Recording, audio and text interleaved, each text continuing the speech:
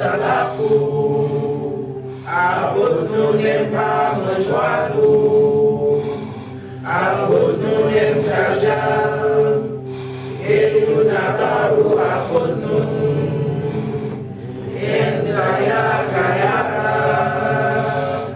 Afuznun Afuzni, Afuznun Afuzni, Eyunakaru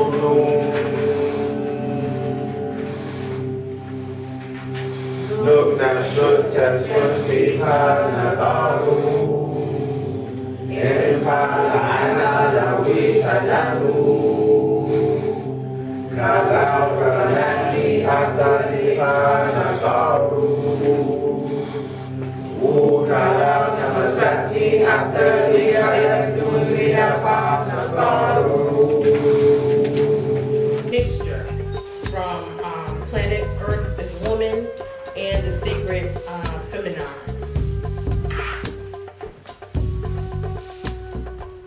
She has blessed you all with birth, breath, and life, mother of all living and all that live. She is the first and she will be the last. She is the body in which houses the spirit linked to the oversoul, who is the true sacred feminine, which is out of she comes he, out of woman comes man, out of female comes male, out of lady comes lad. For feminine is the secret of the number 9. Women are mammals. Man is not a true mammal in that he has the same apparatus as a woman, as the sister said earlier, but they do not work. So my charge today is to share with you some female deities, goddesses that stand out in WuNuwaup and stand out with me, and perhaps stand out with you, that you may want to research and look up. So in ancient Egypt, there's one deity in particular that is said that all the females came from her. All the gods came from her. She is called Nit. When we do our chants to the 99 deities, she's number 40. And 40, the 0 is for the mental plane. This deity, you sometimes see her name spelled like this, Nit. You'll see it spelled like this, Nit.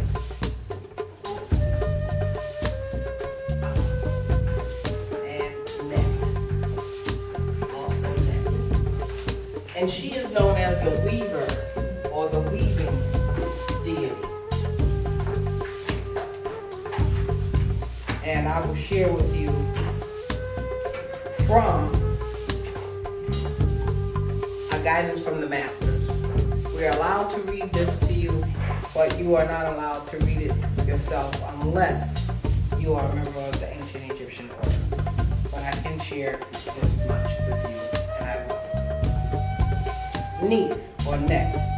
As a pre-dynastic deity, she is called the one and only one. The beginning, eternal, infinite, the creative ruling power of heaven, earth, and the underworld. On her head is the shuttle.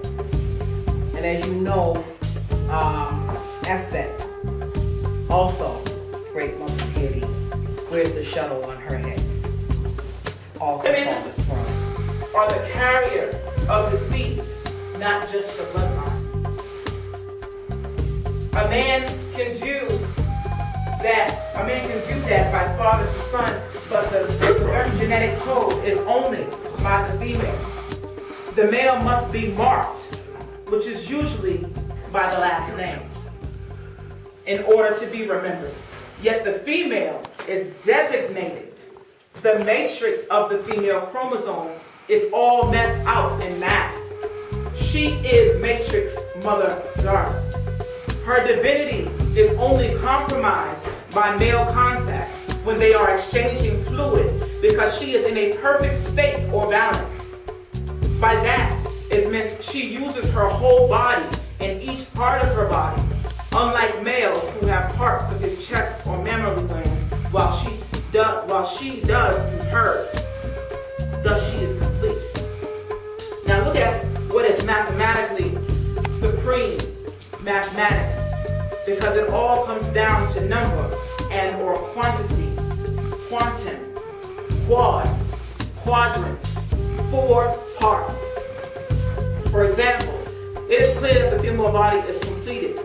Why is she the one who can hold the new being's body and give birth to a complete or incomplete baby? The female is complete at 720 degrees or 360 degrees times 2.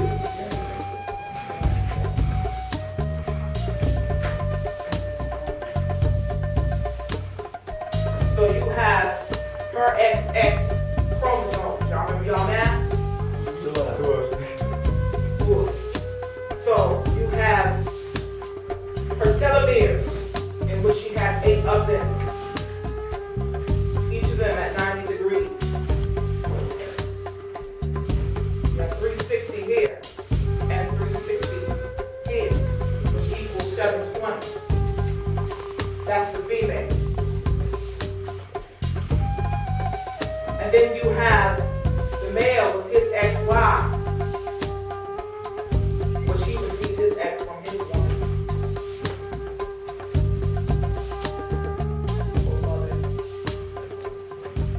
There's 360 on his X. So how many on the Y? 540. Excuse me?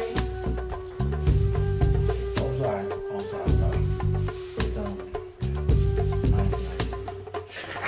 It's 270.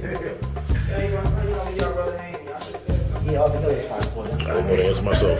Which equals 630. You teach me. I can just. That's all right, it's that white chromosome.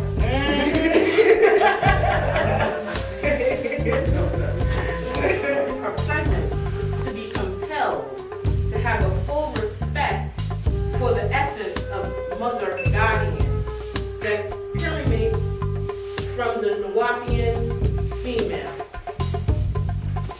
Goddesshood. Goddess is not just lip service. Goddesshood is not a hat that you put on and off as it is convenient, but is a hat that you wear at all times once you put it on. Goddesshood is not plain dress up, but instead, if our character is lacking, it will take diligence, hard work, and honesty, not with us or the rest of the world, but honesty within ourselves.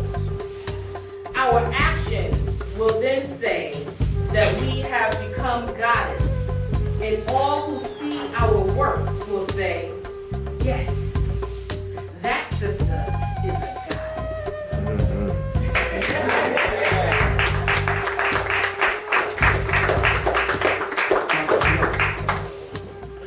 And as the sister stated earlier, the cow's milk is not for humans. We've been trained that way.